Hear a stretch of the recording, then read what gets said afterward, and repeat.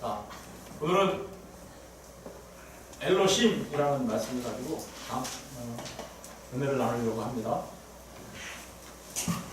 우리 한번 따라해볼까요? 베레시트, 바라, 엘로심.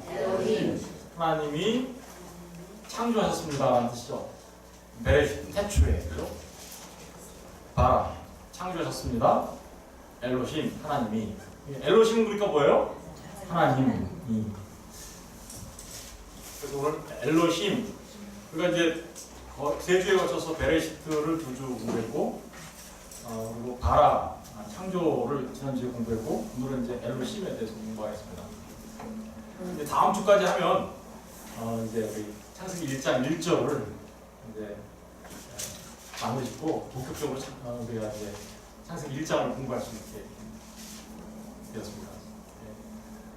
엘로심. 엘로심이라는 말은 사실은 하나님이라고 제가 써놨지만 사실은 하나님들이라는 뜻이에요. 하나님들. 하나님들? 하나님이 여러 명이라는 거야? 이러면서 이제 사람들이 이상하다 이렇게 생각하시는 분들이 있을 수 있는데 그렇습니다. 엘로심은 하나님들이라는 뜻이에요. 왜 그러냐면 이 엘로심이라는 단어는 엘로아흐라는 말에서 나온 거예요. 근데 엘로아흐는 단수예요. 단수니까 하나 이렇게 말하는 거죠. 근데 엘로힘 그러면요, 힘, 이게 뒤에 힘이라는 단어 붙으면 이 미음 이렇게 붙으면 복수형이 됩니다. 그래서 복수가 되면 어떻게 된다는 거예요? 하나님이라고 단수라고 하는 게 하나님들이라고 표현해야 정확한 거죠. 사실은. 왜 그런지 이제 자세하게 설명할 거예요. 근데 이 엘로아흐라는 말은 그럼 이게 무슨 뜻이지? 사람들이 궁금해했어요. 그래서 그걸 찾아봤어요. 그랬더니 엘로아흐라는 말은 엘이라는 말에서 나온 거예요. 엘. 사실은 엘이라는 말은 울이라는 말에서 나온 울, 엘 같은 말이에요. 그 뜻은 강하고 힘이 있다. 그러니까 하나님이라는 말은 강하고 힘이 있다라는 엘이라는 말에서 나온 거구나. 그걸 아시고요. 또 여러분이 잘 알고 있는 알라라는 말에서 나온 거라고 이렇게 주장합니다. 알라가 뭐예요? 두려워하다라는 말이에요. 알라. 또는 경외하다 이런 말이에요. 경외하다. 그러니까 엘로심이라는 말은 한마디로 말하면 이렇게 말할 수 있겠죠. 강하고 힘 있는 경외의 대상이 되신 분, 이런 말이에요. 그런데 복수니까 강하고 힘 있는 경외의 대상이 되시는 분들, 이렇게 되는 거죠. 그렇죠? 분들. 하나님은 한 분인 줄 알았더니 어떻게 잠깐만 복수로 얘기하시지? 이렇게 생각하시는 분이 있을 거예요. 그런데 분명히 복수가 맞습니다. 이 엘로심이라는 단어는 알파벳이 5개로 구성되어 있죠. 히브리어 알파벳이에요. 히브리어는 항상 뭐만 있다고요? 자음만 있어요. 그러니까 읽는 건 모음은 나중에 붙인 거예요. 그래서 자음만 이렇게 있는데 그 자음의 뜻을, 단어 하나하나의 뜻을 살펴보면 이렇습니다. 하나님이라는 뜻이에요. 알레프라는 단어. 하나님. 그런데 라메드라고 하거든요. 이 라메드는 위가 좀 이렇게 꼭대기가 다른 글자에 보면 다른 거는 다 높이가 같은데 요거 하나만 위 꼭대기로 톡 튀어나왔죠? 예? 그래서 그 뜻이 뭐냐면 위의 것이라는 뜻이에요. 왕의 지팡이, 주의 지팡이와 막대기로 할 때 쓸 때 그 단어가 바로 라메드라는 단어예요. 위로 툭 올라왔어요. 다른 거에 비해서 위로 싹 올라왔어요. 그래서 기도하다라는 얘기가 있는데 그 기도하라는 단어가 팔랄 한다고 그래요. 팔랄. 그 랄은 기도하다라는 단어는 라메드가 2번 들어갔어요. 그 위의 것을 찾는 거, 그게 기도하는 거예요. 위의 것을 찾고 찾는 거. 그래서 위의 것이라는 뜻이 이제 그 라메드라는 뜻이고요.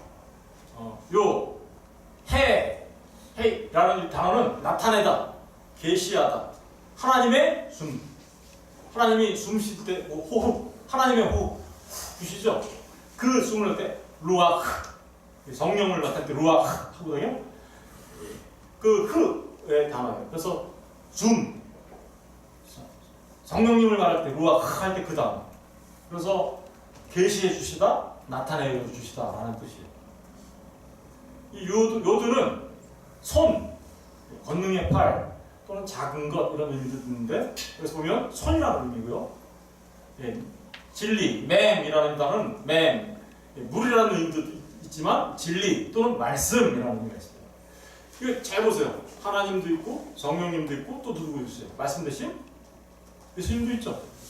이 단어 안에 이미 그런 뜻이 들어가 있어요. 요 엘로힘, 그래서 복수예요. 자, 이제 좀 이따가 또 볼게요. 그래서 이걸 다 풀어서 얘기하면 이런 거죠. 하나님이 위의 것을 어떻게요? 진리로 우리한테 계시해 주시고 나타내 주시는 것. 그게 바로 엘로힘이라는 뜻에 들어갔어요. 그러니까 하나님은 우리에게 뭔가를 알려주시려고 해요. 봤어요. 뭐를 알려주려고 할까요? 그러니까 우주 만물을 창조한 창조의 목적은 왜 창조하셨냐? 그 눈에 보이시지 않는 하나님을 우리에게 알려주시려고 합니다. 알려주세요. 계시하려고. 이 우주 만물 창조물들을 보면 그러니까 뭐를 알 수 있어요? 우리가 하나님을 알 수 있어요. 그 하나님은 볼 수 없는 하나님인데 그 볼 수 없는 하나님을 볼 수 있는, 우리가 이해할 수 있는, 그래서 그것을 말씀해 주시려고 하시는 하나님, 그 하나님이 바로 엘로힘의 하나님이다 라는 뜻이에요. 정말이. 그러니까 보세요. 이 우주 만물을 보면 우리가 누구를 알 수 있어요? 하나님을 알 수 있어요. 그리고 하나님의 창조물인 사람을 보니까 어떻게 해요? 하나님을 알 수 있어요. 우리 사람을 어떻게 창조하셨는데요? 하나님의 형상으로 창조했다고 그러죠. 왜 하나님의 형상으로 창조했을까요? 하나님을 알아먹는 존재이고 또 하나님처럼 닮아있는 존재이고, 그래서 사람을 보면 어떻게 해요? 하나님이 나타난 것처럼 보인단 말입니다. 이걸 갖다가요, 그러니까 우주 만물도 하나님께서 하나님을 나타내는 표적이에요. 사인이에요. 그리고 사람들도 모두가 다 하나님이신 것을 보여주시는 사인이고 표적이고 기적인 거예요. 우주 만물 자체가 기적이고요. 저와 여러분 자체가 하나님의 창조물로서 피조된, 하나님에게서 피조된 하나님의 표적들이에요. 하나님이 살아계심을 나타내는. 근데 우주 만물과 자연환경을 보고서는 우리가 구원받는 데는 알 수 없죠. 그죠? 그래서 사실 그걸 일반 계시라고 하거든요. 일반 계시로는 우리가 구원받을 수는 없어요. 뭘로 구원받을 수 있어요?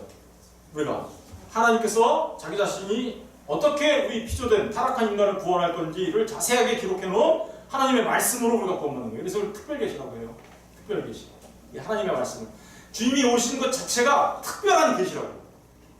그리고 주님이 오신 그 자체가 특별한 계시일 뿐만 아니라 주님이 오신다라고 얘기한 창세기부터 오신다고 계속 얘기했잖아요. 그러다가 오셨죠. 그리고 그분이 다시 오실 거야 계속 얘기하죠. 이 전체가 뭐예요? 여기 기록되어 있잖아요.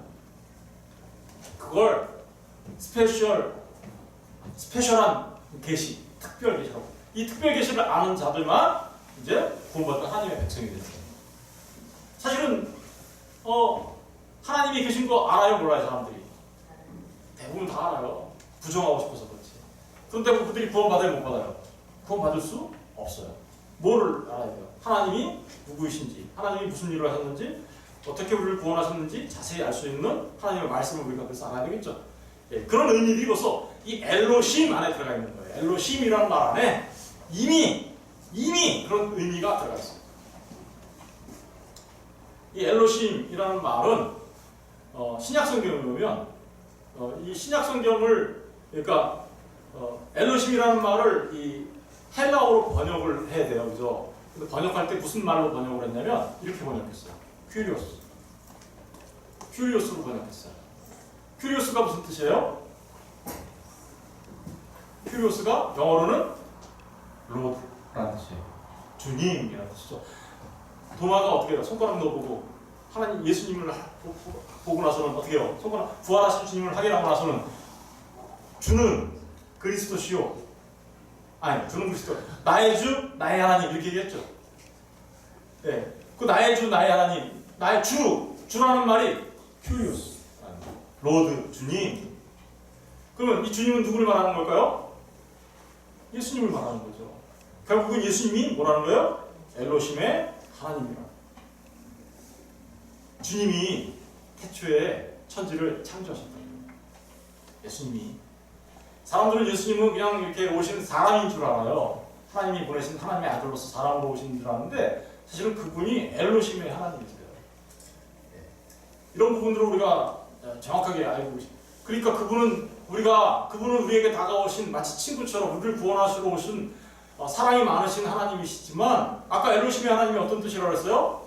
강하고 그리고 어때요? 우리가 두려워하며 경외해야 할 분이시라는 사실을 우리가 기억해야 합니다.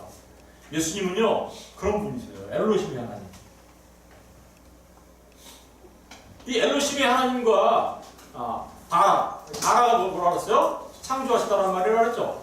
베레시트, 바라, 엘로힘 이렇게 한다고 했죠. 근데 바라가 이 창조하다라는 말인데 그 창조하다는 말과 엘로힘이라는 말에 사이에 어떤 관계가 있어요. 어떤 중요한 숨겨져 있는 놀라운 비밀이 숨겨져 있어요. 그런데 그 놀라운 일이 뭘까요? 엘로힘은 아까도 말씀드렸지만 복수명사예요. 그죠? 복수명사입니다. 그러면 복수명사를 주어로 쓰면 동사는 뭘로 써야 돼요? 복수로 써야 되겠죠. 그렇죠? 우리가 영어를 말할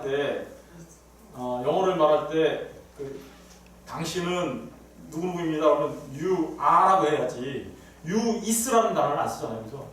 you are 뭐뭐뭐뭐 이렇게 하잖아요. 그죠? are라는 복수를 쓰지 is라는 단수를 안 쓰잖아요. 그죠?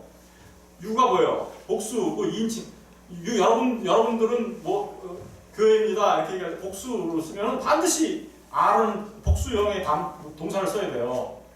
그런데 히브리 말도 똑같아요. 히브리 말도 주어가 복수면 동사를 반드시 복수 단어를 써야 돼요. 그런데도 불구하고 바라는 창조하시니라라는 이 동사는 단수 동사예요. 왜 그랬을까요? 복수 명사를 단수 동사로 받았어요. 그죠? 복수 명사를 단수 동사로 받았어요. 문법상으로 안 맞는 것 같아요. 그런데 사실은 문법상으로 정확하게 맞는 거예요. 왜 그럴까요? 왜냐하면 삼위 하나님들. 그래서 제가 아까 하나님들이라고 표현한 거예요. 하나님이 한 분 하나님이시기 때문에 그렇죠. 한 분이라는 의미는 무슨 뜻이에요? 단수라는 의미잖아요. 그죠? 근데 세 분, 삼위, 세 분 하나님을 말하는 거거든요. 그렇게 되면 복수잖아요. 그런데 그분들이 한 분이라는 거예요. 예.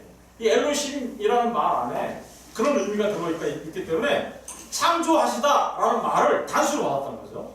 그러니까 우리가 지난번에 공부한 것처럼 성부 하나님, 성자 하나님, 성령 하나님은 세 분의 하나님으로 계시지만 그분들은 한 분 하나님입니다. 참 이해하기 어려운, 그래서 참 신비로운 거죠. 오늘 사실 이 한 편의 설교로 하나님에 대해서 다 얘기할 수 없어요. 그러나 꼭 알아야 되는 부분들이라고 생각이 되어서 오늘 이 말씀을 전하는 겁니다. 여러분들이 예수님을 믿는다고, 하나님을 믿는다고 하지만 무엇을 믿는 것인지, 무엇을 믿는 건지, 하나님이 어떠한 분인지를 알아야지. 그걸 모르면 정말 엉뚱한 하나님을 믿어요. 엉뚱한 하나님. 여러분, 창세기 1장 26절 27절 한번 볼래요? 읽어볼래요? 시작. 하나님이 이르시되 우리의 형상을 따라 우리의 모양대로 우리가 사람을 만들고 그들로 바다의 물고기와 하늘의 새와 가축과 온 땅과 땅에 있는 모든 것을 다스리게 하자 하시고, 하나님이 자기 형상 곧 하나님의 형상대로 사람을 창조하시되 남자와 여자를 창조하시고. 그러니까 하나님이 이르시되 내가 나의 형상을 따라 나의 모양대로 내가 사람을 만들고 이렇게 안 하셨죠.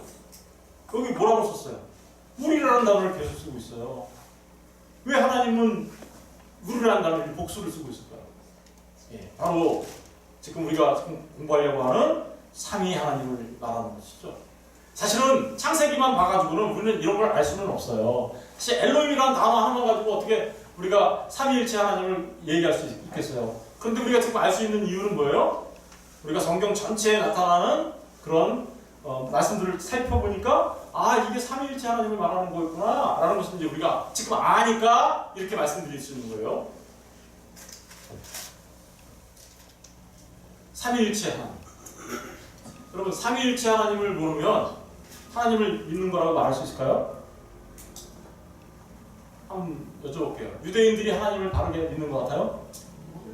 유대인들은 하나님 믿잖아요. 유대인들이 누구예요? 구약에 나타난 그 이스라엘이잖아요. 그 이스라엘 사람들은 하나님을 잘 믿는다고 했죠. 그런데 왜 그들은 구원받지 못한다고 얘기해요? 네. 그분들은요 그냥 하나님을 믿어요. 단일하신 하나님. 그런데 사실은 예수님을 하나님이라고 믿지 않아요. 예수님을 하나님으로 믿지 않고 메시아라고 믿지도 않아요. 그들한테는 그냥 예수님도 성령님도 하나님이 아니신 거고 하나님 아버지만 그냥 우리가 말하는 아버지만 하나님이죠. 그러니 그들은 구원받을 수 구원의 진리에 이르지 못하는 거죠. 유대인들이 그런 거예요. 바리새인과 서기관들이 그랬죠. 예수님을 계속해서 부족했잖아요. 그러니까 예수님이 그들을 뭐라 해요? 독사의 자식들아, 독사의 새끼들아 이렇게 얘기하잖아요. 또 있어요. 아까 알라라는 말에서 이게 엘로힘이라는 말이 나왔죠. 알라신을 믿는 사람들이 있어요, 없어요? 있어요. 그들도 예수님을 하나님으로 믿어요, 안 믿어요? 안 믿어요. 그들은 그냥 뭐예요? 위대한 선지자 중에 한 사람을 예수님이라고 생각하잖아요. 그러면 그들에게 구원이 있어요, 없어요? 있을 수가 없어요. 삼위일체 하나님이라는 이 하나님을 우리가 믿는 것은 정말 놀라운 신비예요. 삼위일체 하나님을 믿는 것은 놀라운 신비가 정말 우리 사람의 생각으로는 다 알 수 없어요. 이 한편의 설교가 정말 그를 다 설명할 수 없어요. 그러나 우리가 믿는 하나님은 삼위일체된 하나님인 것을 우리가 꼭 기억하셔야 합니다. 여러분이 삼위일체 하나님을 믿는다는 것은 사람의 생각으로 나올 수 없는 거예요. 이런 신론은 사람의 생각으로 꾸며낼 수가 없어요. 만들어낼 수가 없어요. 그래서 오늘 이제 이 부분을 공부하려고 하는데 처음 들어보시는 분들도 있고 좀 어려울 수도 있고 좀 이해가 안 되는 부분들도 있겠지만 여러분 성령 하나님께서 역사하셔서 여러분들이 잘 깨달았으면 좋겠습니다. 네. 이 삼위일체라는 것은 트리니티라고 합니다. 뭐라고 한다고요? 트리니티. 트리니티. 아주 중요한 단어예요. 영어 단어 많이 있지만 다른 건 뭐 잘 모르셔도 되고요. 이 트리니티는 단어는 꼭 외웠으면 좋겠어요. 예. 이 트리니티가 어디서 나온 단어냐면 셋이란 단어하고 유니티 이 두 개의 단어가 합쳐지면 어떻게 돼요? 트리니티가 돼요. 셋인데 하나예요. 이게 삼위일체죠, 그죠? 셋인데 하나. 예? 세 분이신데 한 분이시네. 트리니티. 성경에 삼위일체라는 단어는 없어요. 그런데 왜 우리는 삼위일체 하나님을 믿어요? 삼위일체라는 단어를 처음 쓰신 분은 터틀리안이라는 분을 제가 알고 있는데 그분도 사실은 그 단어를 쓰면서 삼위일체 하나님을 온전하게 알지는 못했어요. 그런데 어쨌든 그분이 처음으로 그 단어를 썼어요. 이 단어는 우리가 공부해보니 우리가 철학적으로 어떻게 이렇게 생각해보니 만들어낸 단어가 아닙니다. 이 단어는 성경에는 없지만 성경을 읽고 나면 반드시 삼위일체 하나님을 고백할 수밖에 없어요. 성경을 보면 삼위일체 하나님을 말하지 않고 우리는 그 하나님을 믿을 수가 없어요. 삼위 하나님을 우리는 반드시 이야기하게 돼 있고 그 하나님이 한 분 하나님이시라는 것을 반드시 이야기하게 될 수밖에 없어요. 그러니까 이건 사람이 만들어낸 이론이 아니라 이미 하나님의 말씀 속에 그 하나님께서 우리에게 계시해 주실 때 그 삼위일체된 하나님을 말해주고 있다는 것을 우리가 알 수 있어요. 마태복음 3장 16절 17절 한번 읽어볼까요? 시작. 예수께서 세례를 받으시고 곧 구름으로 올라오실 때 하늘이 열리고 하나님의 성령이 들같이 내려 자기 위에 임하시는 보시더니 하늘로부터 소리가 있어 말씀하시되 이는 내 사랑하는 아들이요 내 기뻐하는 자다. 예수님이 세례를 받아요, 세례요한테. 그런데 지금 하늘에서 누가 내려와요? 성령 하나님이 내려오시고 계시고 그리고 소리가 나죠. 누구의 소리가 나요? 아버지 하나님의 소리가 나요. 뭐라고 소리가 났어요? 내 사랑하는 아들이요 내 기뻐하는 자다. 보세요, 여기 아들 하나님, 성령 하나님, 성부 하나님 다 나타나죠. 삼위일체라는 말을 우리가 쓸 수밖에 없는 이유들이 성경에는 즐비하게 있어요. 즐비하게. 그런데도 삼위일체를 말하면 그걸 말할 수 있는 거라고 얘기하는 거라고 얘기하는 사람들이 너무나 많아요. 그러나 우리는 삼위일체 하나님을 고백할 수밖에 없습니다. 하나님의 말씀을 보면 마태복음 28장 19절도 한번 읽어볼게요. 19절 20절 시작. 그러므로 너희는 가서 모든 민족을 제자로 삼아 아버지 아들과 성령의 이름으로 세례를 베풀고 내가 너희에게 분부한 모든 것을 가르쳐 지키게 하라 볼지어다. 그러니까 누가 나와요? 아버지, 아들, 성령 나오죠? 또 계속 읽어볼게요. 고린도후서 13장 13절 시작. 주 예수 그리스도의 은혜와 하나님의 사랑과 성령의 교통하심이 너희 그러니까 이거 목사님 마지막 예배 마치면 축복할 때 하는 거죠? 저도 이렇게 해요. 이 말씀을 그대로 해서 주 예수 그리스도의 은혜와 아버지 하나님의 무한하신 사랑하심과 제가 이렇게 표현하죠. 아버지 하나님의 그리고 성령 하나님의 위로하시고 교통하시고 충만하심이라고 이렇게 제가 하면서 축도합니다. 거기 뭐라 누가 나와요? 아들 하나님, 아버지 하나님, 성령 하나님 나오죠. 그런데 삼위일체 하나님을 말하지 않을 수 있다고요? 아니요. 우리는 반드시 그렇게 이야기할 수밖에 없습니다. 삼위일체 하나님, 성부 하나님이 계십니다. 성자 하나님이 계십니다. 성령 하나님이 계십니다. 그죠? 같은 이야기죠. 근데 이 성령 성부 하나님은 성자 하나님이 아니시죠. 아니세요. 성자 하나님은 성령 하나님이 아니세요. 성령 하나님은 성부 하나님이 아니세요. 하나님이 세 분 계시는구나. 여기서 멈춰버리면 삼신론이에요, 이게. 하나님들 그랬더니 여기서 멈춰버리면 하나님이 세 분 있으니까 삼신론. 그런 의미에서 복수의 의미가 아니에요. 아까 그 바라가 여기서 멈춰버리면 바라가 뭘로 바뀌어야 돼? 복수형으로 바뀌어야 되잖아요. 근데 단수형으로 돼 있죠. 그러니까 뭔가 더 있다라는 거죠. 왜요? 이렇게 말하면 삼신론이 세 분 하나님이라는 뜻이에요. 그런데 세 분 하나님은 계시지만 그분들은 전부 하나님이세요. 하나님이라는 한 본체. 무슨 얘기인지 아시겠어요? 그래서 성부 하나님도 하나님, 성자 하나님도 하나님, 성령 하나님도 하나님. 이분들은요, 한 본체, 한 본질, 존재론적으로 같으신 분이라는 거예요. 존재론적으로. 다르게 서로가 아니에요. 세 인격, 다시 위격으로 존재하세요. 분명히 세 분의 위격, 이 위격이라는 단어는 원래는 인격이라는 단어를 써야 되는데 하나님한테 인자를 쓰기가 좀 그러니까 그래서 위라는 단어를 쓰는 거예요. 근데 이분들은 세 인격이라는 건 어떻게 해요? 세 분의 존재가 있다는 뜻이잖아요. 세 분의 존재가 분명히 다르게 존재하고 계세요. 그런데 그분들은 한 분 하나님, 본질적으로, 존재론적으로.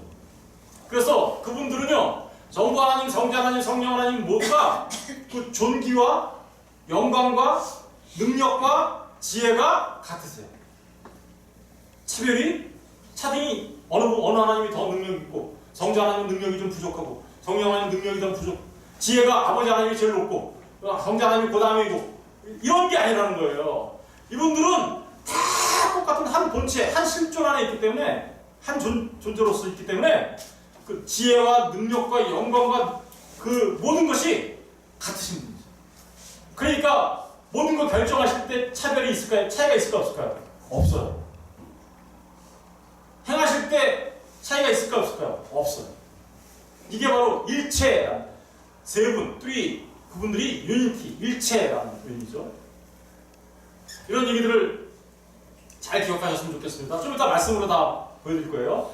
근데 성자 하나님은 성령 하나님이 나오셨어요. 성부 하나님이. 성자 하나님은 성부 하나님으로부터 나신 분이세요. 성령 하나님은 성부 하나님으로부터 나오시는 분이세요. 나시다하고 나오시다하고 좀 약간 달라요. 여기까지는 모르셔도 되는데 하여튼간에 지금 그것만 일단 알고 계세요. 성자 하나님은 또 성령 하나님은 성자 하나님으로부터도 나오세요. 다시 말하면 성령 하나님은 성부 하나님으로부터 그리고 성자 하나님을 통하여서도 나오신다 라는 거예요. 이 말은 나시고는 발생을 말하는 거고 나오시고는 발출을 말하는 건데 일단 이거는 그냥 그런 게 있는가 보다 라고 생각만 하셔도 될 거예요. 무슨 의미인지는 좀 시간이 지나면 알게 돼요. 저도 그렇게 해서 알게 됐으니까. 그런데 성부 하나님과 성자 하나님이 나셨다고 그러니까 그러면 성부 하나님이 계셨고 성자 하나님이 안 계셨던 때가 있나? 이렇게 생각하는 사람들이 있어요. 나셨으니까 내가 우리 아들을 낳으면 나는 있었는데 우리 아들은 없던 때가 있잖아요. 지금 시간 속에서는 그런 개념이 있죠. 그렇게 생각하면 안 됩니다. 왜냐하면 이거는 시간 속에서 발생하는 게 아니에요. 그러니까 이건 영원에서 일어나는 일이거든요. 그 하나님의 영원에서 거기에는 그러니까 시간 속에서는 선후 관계가 있지만 거기는 선후 관계가 없어요. 그죠? 그러니까 성부 하나님이 성자 하나님을 나셨다고 하는 이 표현이 예수님이 안 계셨던 때가 있나? 이렇게 생각하면 이다입니다. 영원 속에서는 성부 하나님과 성자 하나님과 성령 하나님이 안 계신 때가 없어요. 항상 같이 계세요. 항상. 언제나 영원에서 영원까지. 무슨 얘기인지 아시겠죠? 그런 개념들을 먼저 좀 알고 계셨으면 좋겠고요. 이 성자 하나님이 우리를 구원하시려고 사람이 되어서 오셨더니 그분이 누구예요? 아, 예수 그리스도. 무슨 얘기인지 알겠죠? 여기 전까지는 영원에서 일어난 일이에요. 그러니까 시간에서 전후관계가 없어요. 그러니까 존재하지 않은 때가 없어요. 근데 존재하지 않은 때가 있다고 얘기하면 그건 이단이에요. 근데 시간뿐만 아니라 시간 속에서는 예수 그리스도가 이 땅에 오신 거는 이제 시간 속에서 일어난 일이겠죠. 그러니까 성경에 자꾸만 그런 식으로 느껴지는 거예요. 우리가 네? 무슨 얘기냐면 좀 이따 또 더 보충 설명해 드릴게요. 이제 이걸 말씀 속에서 한번 확인해 볼게요. 아버지와 아들은 하나님이세요. 읽어볼게요. 시작. 태초에 말씀이 계시니라. 이 말씀이 하나님과 함께 계시니 이 말씀은 무엇? 말씀이 누구라고요? 하나님. 하나님도 하나님. 그럼 두 분 다 하나님이시죠? 마태복음 1장 23절 시작. 보라 처녀가 잉태의 아들을 낳을 것이요 그의 이름은 임마누엘이라 하시니 이를 번역한즉 하나님이 우리와 예수님이 이 땅에 오신 거 누가 오신 거예요? 그러니까 하나님이 오신 거예요. 예수님이 하나님이시구나. 금방 알 수 있어요. 빌립보서 2장 5절 시작. 너희 안에 이 마음을 품으라. 곧 그리스도 예수의 마음이 그는 근본 하나님의 뭐요? 하나님의 본체라는 거죠. 하나님의 본체. 그리고 그 다음 시작. 하나님과 동등되신 분. 무슨 얘기인지 아시겠죠? 이런 얘기들이, 이런 말씀들이 그런 얘기를 하고 있는 거예요. 그런데 오히려 자기를 비워 종의 형체를 가지고 사람이 되셨다. 그러니까 아까 예수 그리스도로 오신 것을 이렇게 기록하고 있는 거죠. 자, 이런 말씀들이 그런 말을 해요. 요한복음 5장 18절 시작. 유대인들이 이로 말미암아 더욱 예수를 죽이고자 하니 이는 안식일을 범할 뿐 아니라 하나님을 자기의 친아버지. 예수님이 하나님을 자기의 친아버지. 아버지가 하나님이면 친아버지니까 친자가 붙어있죠. 거기 그러면 예수님은 누구라는 거예요? 예수님도 하나님. 그래서 자기를 하나님과 어떻게 됐다며? 동등되게 삼으십니다. 그렇게 유대인들이 돌로 쳐서 죽이려고 했어요. 왜요? 하나님만 하나님이지 네가 왜 하나님이야 이렇게 얘기하니까. 그러니까 뭐가 된 거예요? 신성모도. 그러니까 돌로 쳐서 죽이려고 했던 거예요. 그러나 주님은 하나님이죠. 성령님에 대해서 이거 시작. 사도행전 5장 3절 4절 시작. 베드로가 이르되 하나님 어찌하여 사탄이 내 마음을 가득하여 내가 성령을 속이고 땅값을 얼마를 갚쳤느냐. 땅이 그대로 있을 때는 내 땅이 아니며 한후에도 내 마음대로 할 수가 없더냐. 어찌하여 이 일을 내 마음에 주었느냐. 사람에게 거짓말한 것이 아니요 하나님. 아나니아 삽비라가 땅을 팔았는데요 일부러 감추고 와서 얘기했어요. 그랬더니 거짓말을 하는 거죠. 그랬더니 누구를 속였대요? 성령을 속였다라고 얘기해요. 그죠? 3절에서는. 그죠? 근데 그 성령이 누구래요? 4절 마지막 보니까 누구한테 거짓말한 거래요? 하나님. 그럼 성령님은 누구라는 거예요? 그러면 아버지도 하나님, 아들도 하나님, 성령님도 하나님. 아까 우리 그림 속에서 세 분으로 계셨는데 그 모두가 다 하나님, 한 분 하나님이라는 거죠. 그걸 말하고 있는 겁니다. 일체의 부분을 얘기하면 아버지와 아들은 뭐 없다고요? 하나 있어요. 요한복음 10장 30절 읽어볼게요. 시작. 나와 아버지는 하나야. 나와 아버지는 하나지. 일체를 얘기하는 거죠.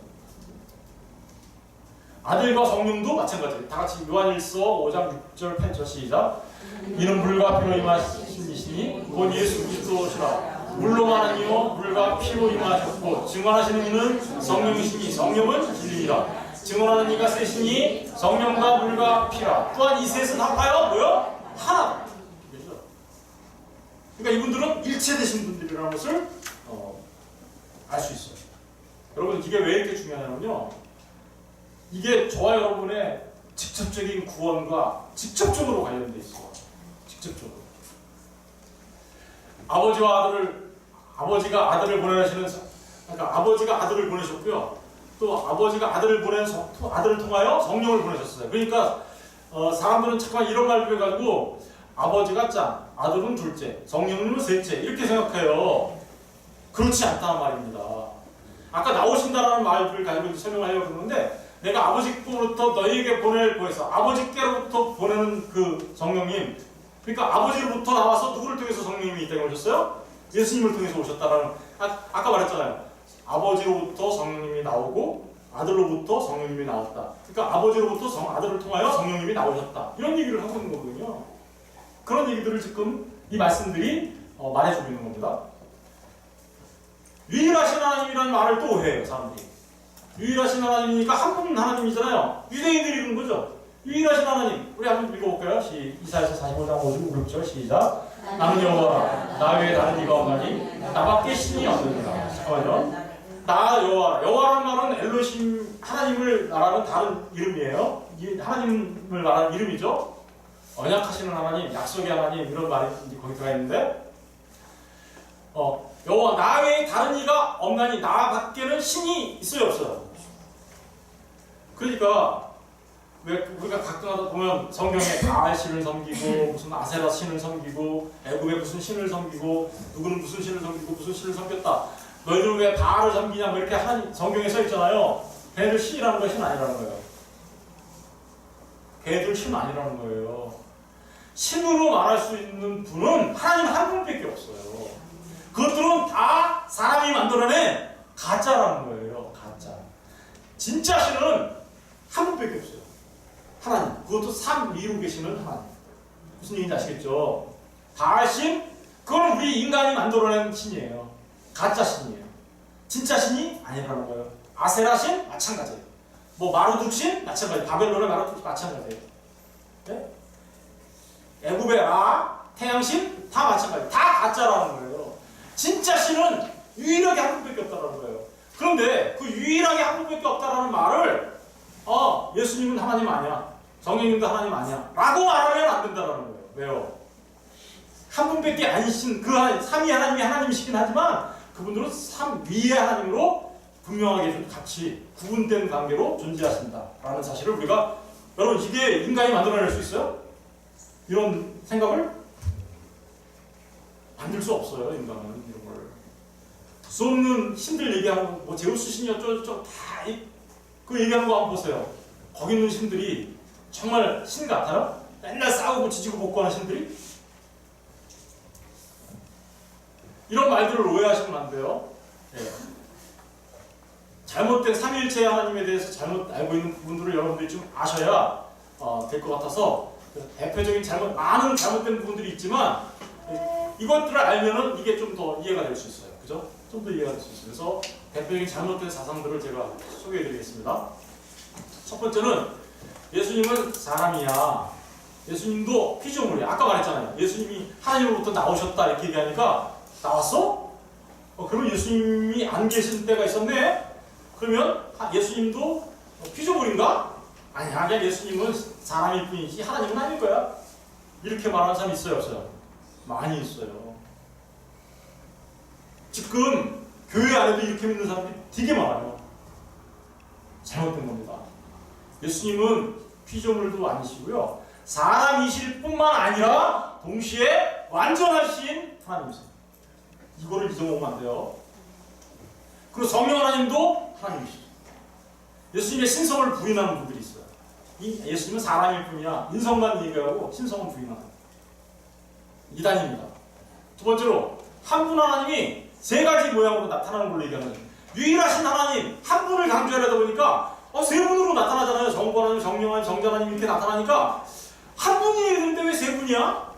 그러면서 이해를 못하는 사람들이 어떻게 했냐면 한 분이 어떤 때는 성부 하나님으로, 어떤 때는 성자 하나님으로, 어떤 때는 성령 하나님으로 우리한테 온 거야. 이렇게 얘기하는 거예요.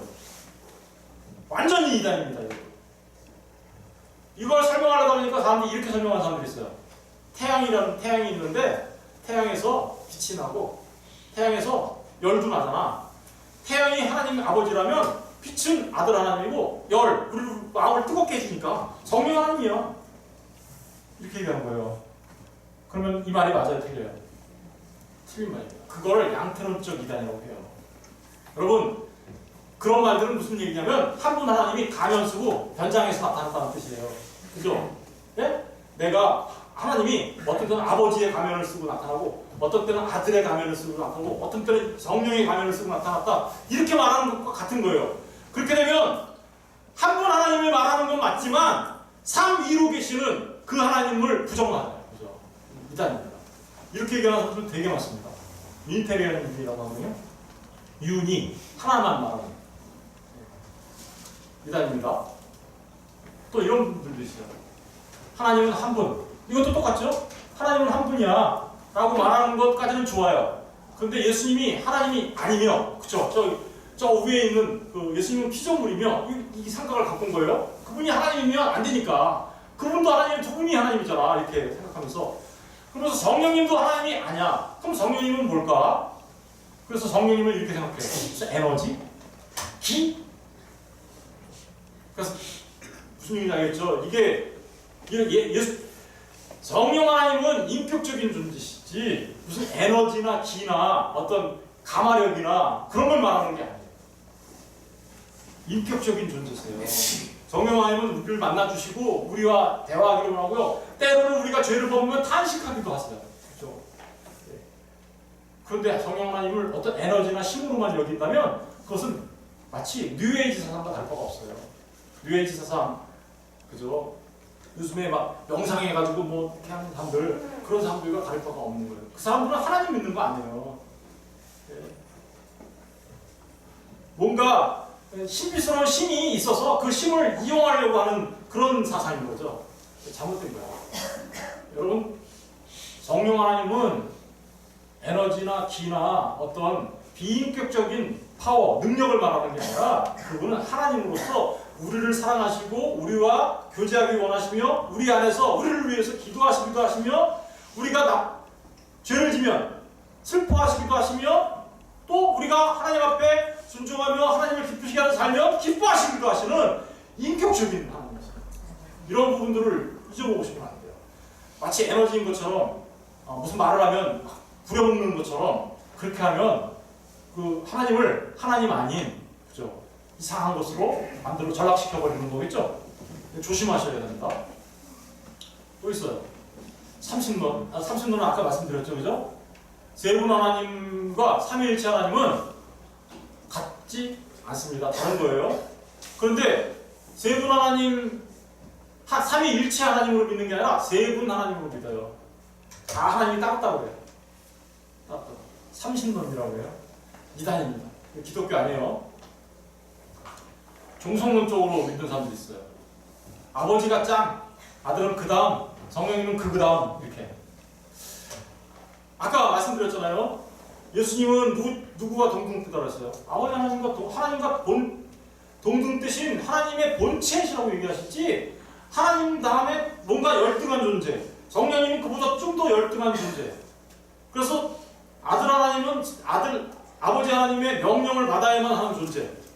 또 성령 하나님도 마찬가지. 이런 식으로 이제 생각하시는 분들이 있어요. 그런데 그렇게 생각하면 삼위 하나님이 동등 뜨시는 분이 아니시죠? 그렇게 되면 그 이단이에요.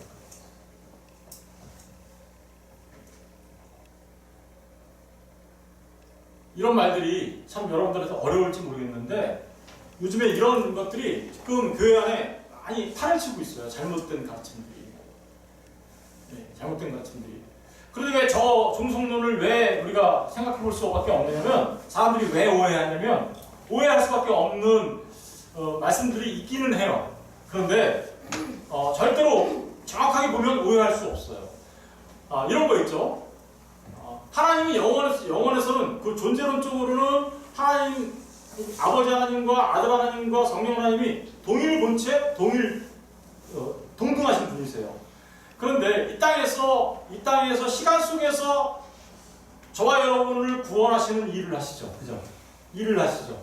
그 저와 여러분을 구원하시는 일을 할 때 이렇게 하시죠. 아버지, 내 뜻대로 하지 마시고 아버지의 뜻대로 되기를 원합니다. 그러니까 예수님이 어떻게 하는 것 같아요?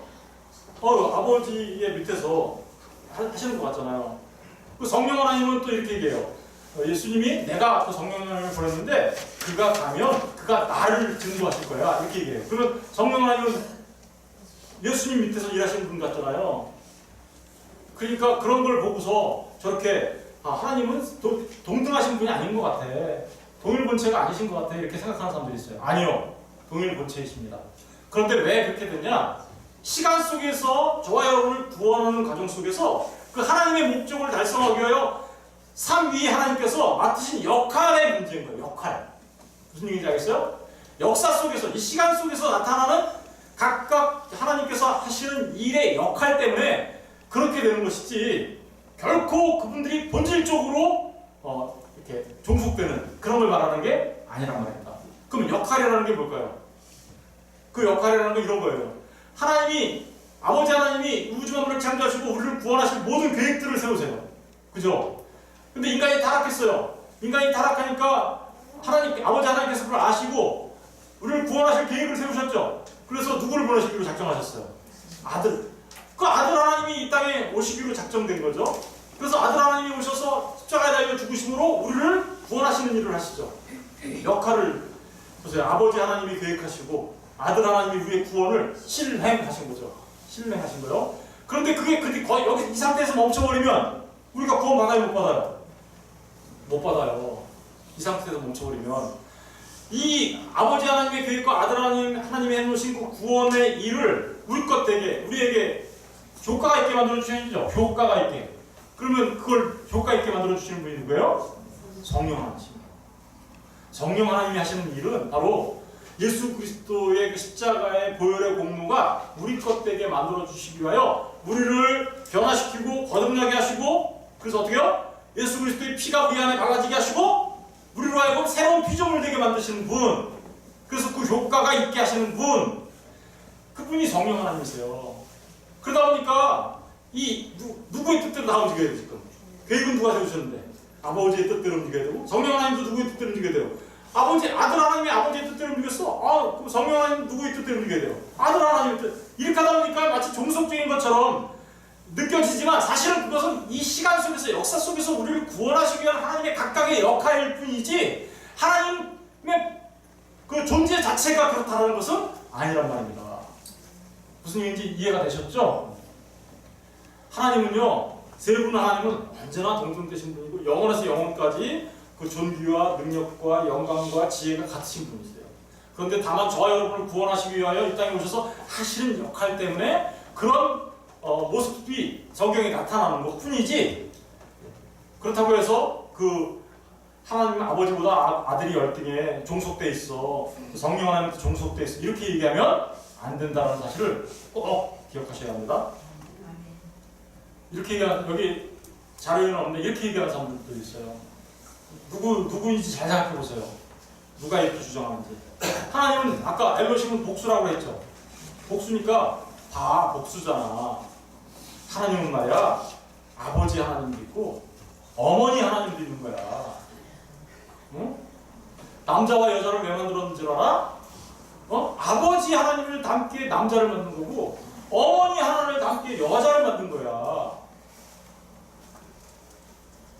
그리고 성령은 나야 라고 주장하는 사람들이 있어요. 그 성령이 바로 나야. 어머니 하나님이 나야 라고 주장하는 사람들이 있어요. 누굴까요? 완전히 이단입니다. 어머니 하나님 어쩌고 저쩌고 하면. 보세요. 지금까지 말씀드린 삼위 하나님의 그 관계와 일하심을 우리가 기억하시면 그런 말들을 금방 우리가 알 수 있겠죠? 말씀으로 하나하나 확인해 볼까요? 네. 요한복음 16장 5절 8절 시작. 지금 내가 나를 보내주신 이유가 있는데 너희 중에서 나서 어디로 가는지 묻는 자가 없고 두려워 내가 이 말을 하고 너희와 근심이 가득할 테다.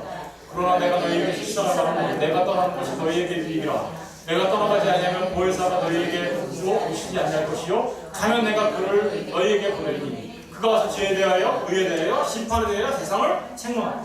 하나님께서 보내시죠. 아버지가 아들을 보내시고 아들이 누굴 보내세요? 올라가신 다음에 아버지로부터 성령을 보내시죠. 이게 우리를 구원하시기 위한 각각의 역할을 감당하시기 위해서 그런 것이지 그분들이 어떤 차등이 있어서 그런 게 아니라는 거예요. 무슨 얘기인지 알겠어요?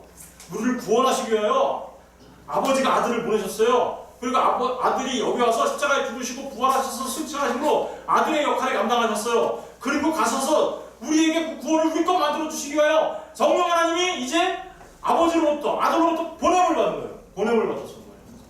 이제는 성령 하나님이 누구를 보낼까요? 저와 여러분을 보내는 거죠. 세상으로. 그래서 가서 우리도 그 구원 사역에 동참하는 거. 그걸 갖다 뭐라 그래요? 천도라고 하는 거예요. 물론 여기서 그렇다고 해서 우리가 하나님과 동등되다는 얘기하는 거 아니에요. 이거는. 예. 또 헷갈릴까 봐 또 제가 혹시나 해서.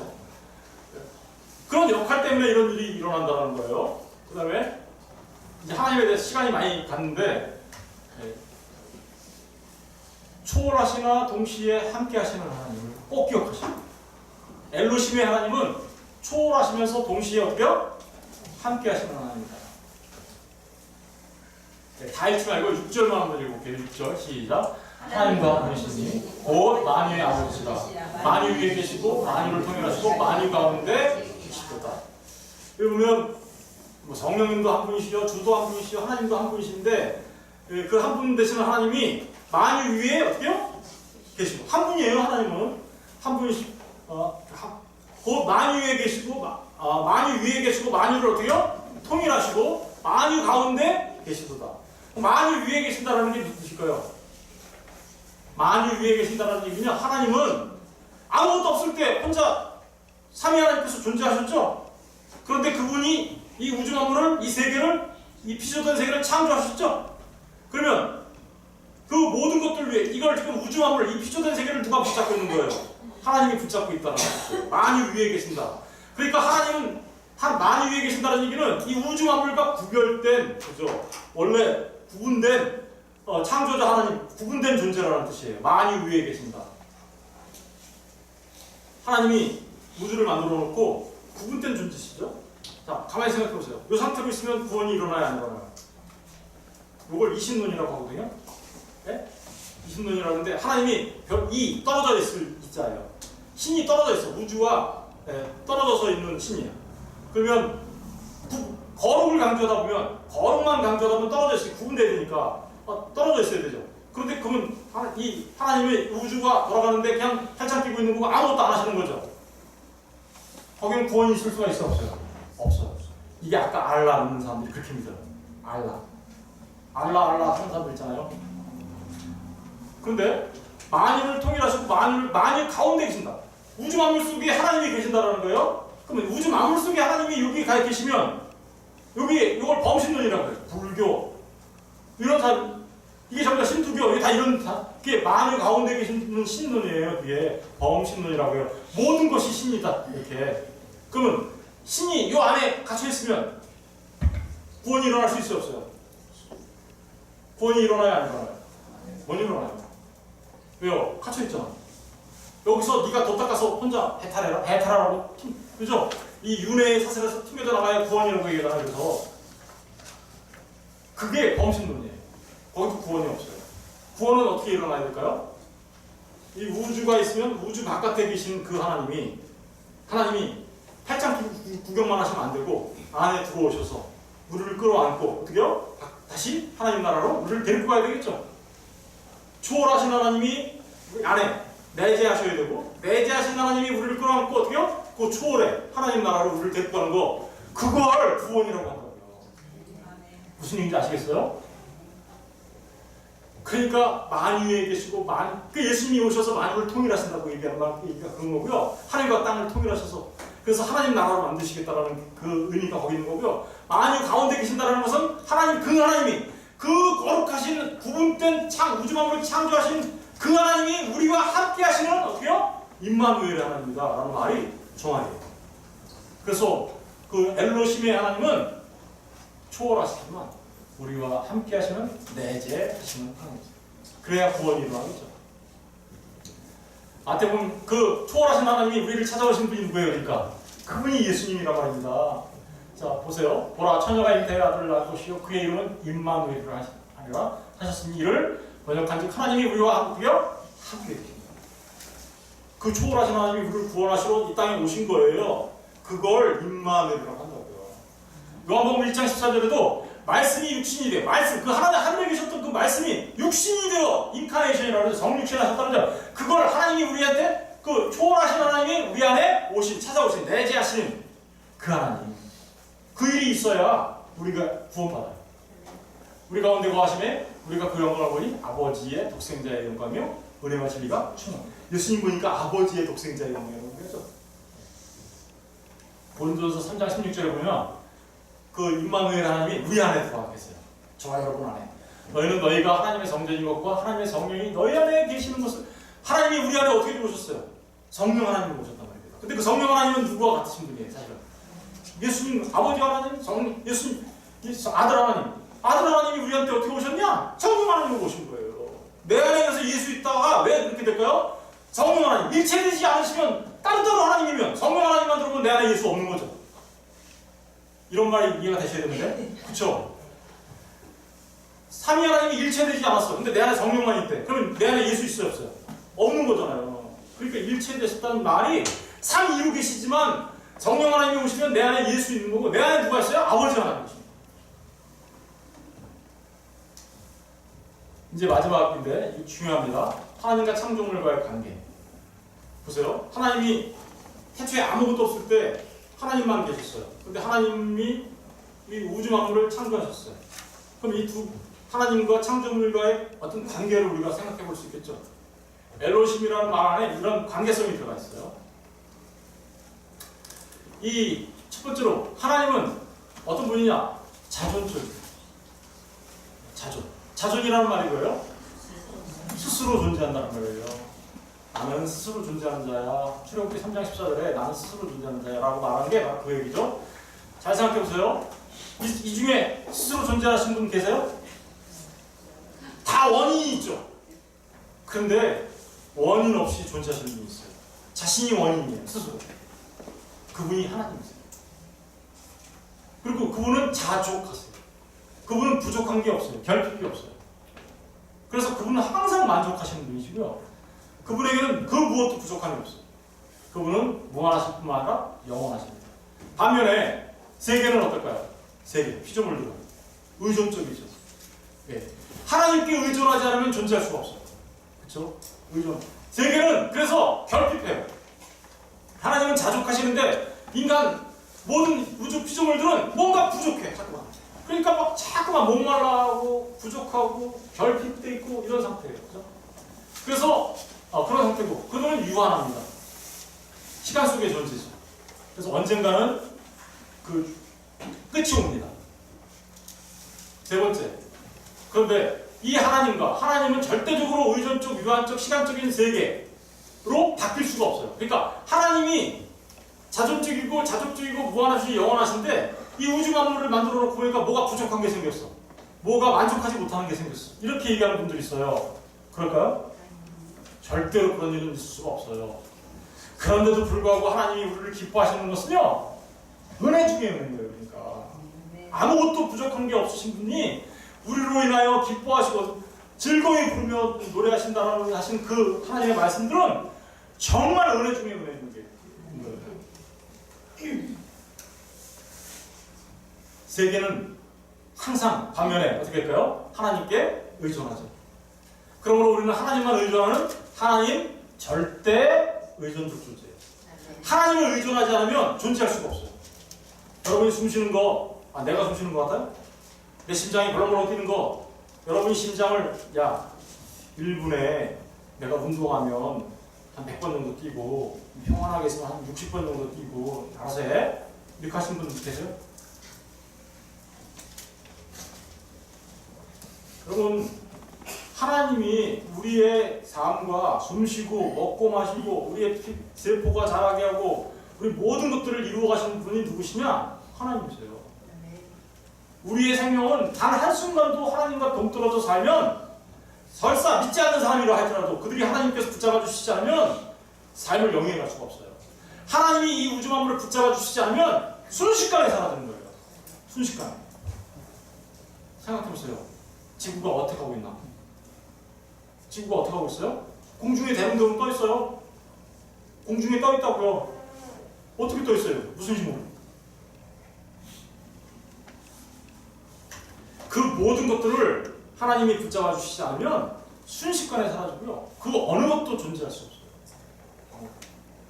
그래서 우리는 하나님의 절대 의존적 존재로 이 우주 만물은 창조되었고요. 특별히 하나님의 형상을 닮은 우리 인간은 절대적으로 하나님을 의존하도록 창조된 존재들이에요. 근데 이 우주 만물 가운데 하나님을 의존하지 않고 독립선언하는 인간이 있네. 나 하나님 필요 없어요. 나도 하나님처럼 살래요. 그게 누구예요? 아담이라고 그러니까 아담만 그랬지 나는 아닌 것 같아요. 이렇게 생각하시는 분 계세요? 내가 아담이라니까요. 그 타락한 아담. 내 속에 하나님으로부터 독립하고자 하는 그걸 죄라고 하는 거예요. 하나님 나 필요 없어. 내가 하나님 할 거예요. 그러니까 내가 선악 갖다 놓고 내 마음대로 살 거예요. 하나님 의존하지 않아도 돼요. 나는 내 주먹 믿고요, 내 심 믿고요, 이렇게 살아갈 거예요. 내가 가지고 있는 것들 믿으면서 살아갈 거예요. 그게 타락한 인간이죠. 그게 죄 많은 인간이 바로 거기서 나온 거죠. 그런 생각 때문에. 여러분, 그 구원이란 다시 뭐냐? 지금 하나님으로부터 반역하고 하나님을 의존하지 않고 하나님 앞에 절대적으로 순종하지 않았던, 절대 의존하지 않았던 그 타락의 길로 갔던 인간이 예수 그리스도로 인하여 다시 깨끗함을 입고, 그죠? 죄사함을 받고 다시 하나님 앞에 하나님만 절대적으로 의존하는 존재로 바뀌는 것, 그걸 구원이라고 합니다. 여러분, 저와 여러분이 이 땅에서 살아가는 날들 동안에 여러분의 힘을 의지하고 살아가는 게 평안할까요? 아니면 그 전능하신 하나님이 여러분을 붙잡아 주신다는 것을 알고 하나님께 맡기면서 살아가는 게 평안할까요? 여러분들이 여러분의 그 무능함으로 여러분 자신을 지키려고 할 때 평안할까요? 아니면 그 전능하신 하나님이 여러분을 지켜주시는 게 평안할까요? 여러분의 자식을 내 능력과 내 지식으로 내가 그 자식들을 지켜가겠다고 생각하는 게 평안할까요? 아니면 하나님 앞에 기도함으로 하나님 내 아들, 딸들 지켜주시고 하나님 그들과 함께 해주십시오 라고 하는 게 평안할까요? 전능하신 하나님께 맡기시고요. 그분께 전적으로 의존하는 참 사람들이 신앙의 사람이 되었으면 좋겠습니다. 믿음이란요 바로 이것을 신앙이라고 하는 거예요. 그걸 신앙이라고 하는 거고요. 그걸 반드시 믿음은 그런 거예요. 믿음은 반드시 그런 거예요. 그게 아니라면 하나님께 의존하지 않는다면 그것은 절대적으로 하나님을 믿지 않는 거죠. 전적으로 믿어야 되는 거예요. 하나님 절대적으로. 절대 의존적 존재 잊지 마십시오. 절대 의존적 존재. 기도하겠습니다.